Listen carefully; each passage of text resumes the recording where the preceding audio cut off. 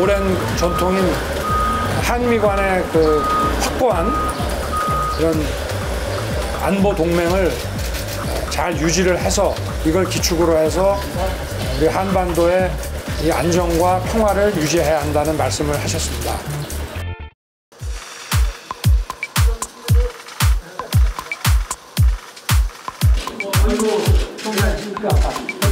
아이고, 시간 내주셔서 고맙습니다.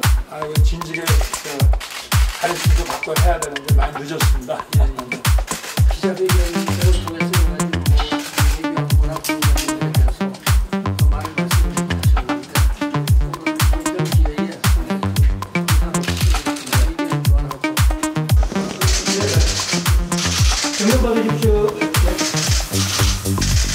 국가 안보라고 하는 것은 어느 한순간에 무너질 수 있고 국민들의 모든 것을 앗아갈 수 있기 때문에 그 안보 태세를 잘 유지를 해야 된다는 말씀을 하시면서 국가 안보의 가장 중요한 것은 국방도 중요하지만 국가 간의 동맹 체제가 매우 중요하다. 오랜 전통인 한미 간의 확고한 이런 안보 동맹을 잘 유지를 해서 이걸 기축으로 해서 우리 한반도의 이 안정과 평화를 유지해야 한다는 말씀을 하셨습니다.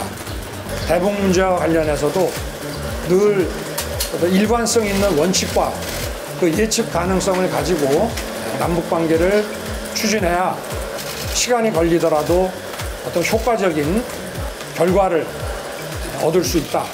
유엔 사무총장을 하시면서 세계적인 지구적인 문제에 특히 기후협약을 주도하셨고 이런 세계적인 문제에 지대한 관심을 가지셨기 때문에 국가를 경영할 때에도 유엔의 지속가능한 성장, SDG 17 이런 부분들을 늘 유념을 해야 하고 또 저개발 국가에 대한 지원을 통해서 대한민국의 국제사회에서의 국격을 올려야 한다는 점도 강조를 하셨습니다.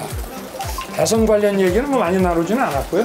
주로 이런 지속 가능한 성장과 또 이 기후협약 문제, 특히 기후 문제에 관해서는 인류적인 문제고 전 세계가 이 탄소 중립을 제대로 구현하지 못할 경우에는 이런 팬데믹 정도가 아니라 엄청난 재앙이 닥칠 것이다 하는 그런 점과 아울러서 우리나라도 이런 탄소 중립 정책이 신속하게 추진되지 않으면은 아마 얼마 지나면은 우리가 외국에 수출도 못할 것이고 무역 규제에 엄청 걸릴 것이기 때문에 우리나라의 경제에 사활이 걸린 문제이기도 하다. 그런 측면에서 이 탄소 중립과 탈원전이 함께 가기는 사실상 불가능하다는 말씀도 하셨습니다. 그런 건 따로 없었고요.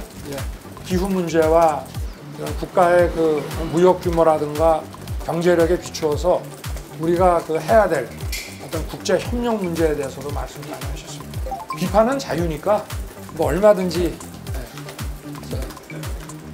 존중하겠습니다. 저는 분명히 제가 어떤 정치적인 손해, 이불리를 떠나서 그런 손해가 있더라도 제가 한번 정한 그 방향에 대해서는 일관되게 제가 걸어가겠다고 분명히 말씀을 드렸고, 글쎄 지지율이라는 게 하락할 수도 있고 그런 거 아니겠습니까?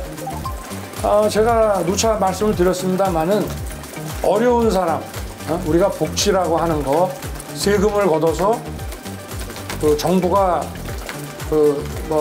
국가 발전과 또 취약층에 돈을 쓰는 것은 우리가 고래로부터 해온 일인데 정말 어려운 입장에 있는 사람을 제대로 도와주는 것이 저는 세금을 제대로 쓰는 그런 방법이라고 저는 늘 생각하고 있습니다. 한미 동맹의 중요성, 남북한 관계, 또 이 중국이나 일본 또 여러 가지 주변 국가들 관계, 대통령으로서 국가 지도자로서 만약 된다면은 해야 될 당연히 해야 될 글로벌 비전, 국제 정치적인 감각 이런 데 대해서 의견을 많이 나눴습니다.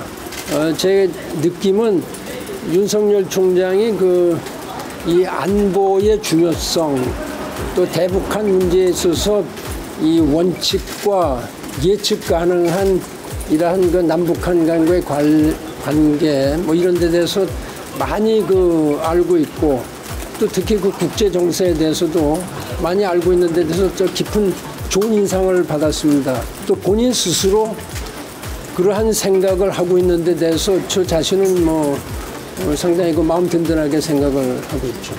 이미 본인이 이제 대권 도전 의사를 밝혔고 거기에 따른 그 준비를 많이 한 것으로 지금 알고 있습니다. 여러 가지 정치적으로 많은 그 복잡한 문제들이 있을 테니까 진인사 대천명하는 기본으로 끈기를 가지고 열심히 노력을 하라 이렇게 권고를 했죠.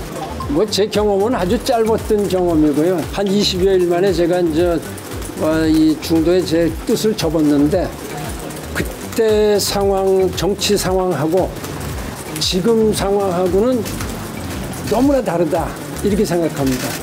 불필요하게 여러 가지 되지도 않는 여러 가지 이 페이크 뉴스라든지 인신 공격 이런 것들이 있었기 때문에 제가 정치에 대해서 경험이 없었던 이런 사람으로서 좀 실망스럽고 국내 정치에 기여할 만한 것이 없겠다.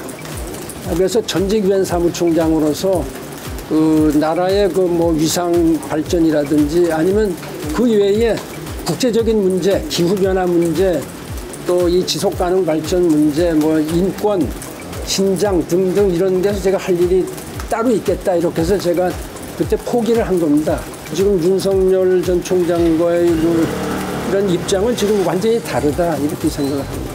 입당 문제는 그거는 윤석열 전 총장의 선택이니까 제가 그런 문제에 대해서 깊이 논의는 안 했고요. 저도 입당을 해본 경험이 없는 사람이기 때문에 내가 거기에 대해서는 특별한 경험이 없죠.